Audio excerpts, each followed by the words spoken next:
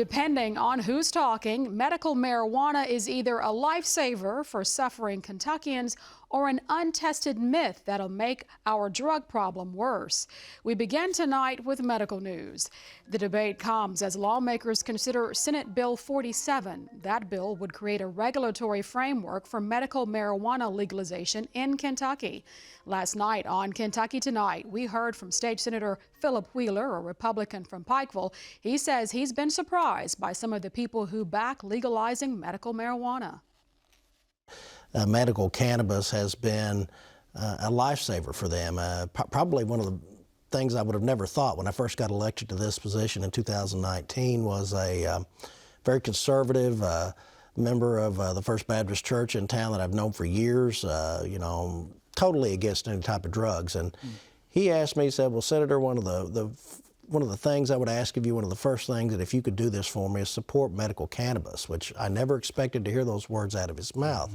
And then he went on to explain to me how he had a grandchild that had a significant seizure disorder, and it appeared that the cannabis oil was the only, they tried everything, but it was the only substance that seemed to give any type of relief. And so as I went throughout my district, I would talk to veterans that talked about PTSD and several other folks who saw real relief. And so over time, a meeting with people like Jaime and the Crawfords, you know, I became convinced that this is something that, when administered in the proper way, can provide compassionate relief to many Kentuckians in pain or with other illnesses. Critics against medical cannabis say it's not been properly tested, and decisions in other states to legalize it are not based on science.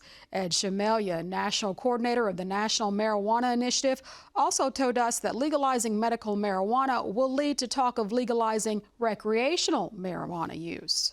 When you pass it, I guarantee you, Renee, that in 2 to 4 years, we'll be back here having a discussion on legislation for commercial adult use. I don't refer to it as recreational marijuana. To me, recreation in Kentucky is hiking, biking, boating, not getting high as a Georgia pine. It's the commercialization of THC in this country, and it's not about sick patients, it's about one thing. It's not about any color, it's not a black issue, it's not a white issue, it's not a brown issue, it's a green issue. It's all about money, and this is what this is about. You'll find out what we're finding out in all these states. There's not enough patients to support this program.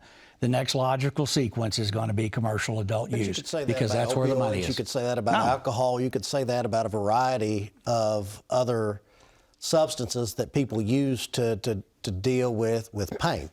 And but I'm not the difference between alcohol and that is you can drink. 80% of the people in this country that consume alcohol consume it responsibly.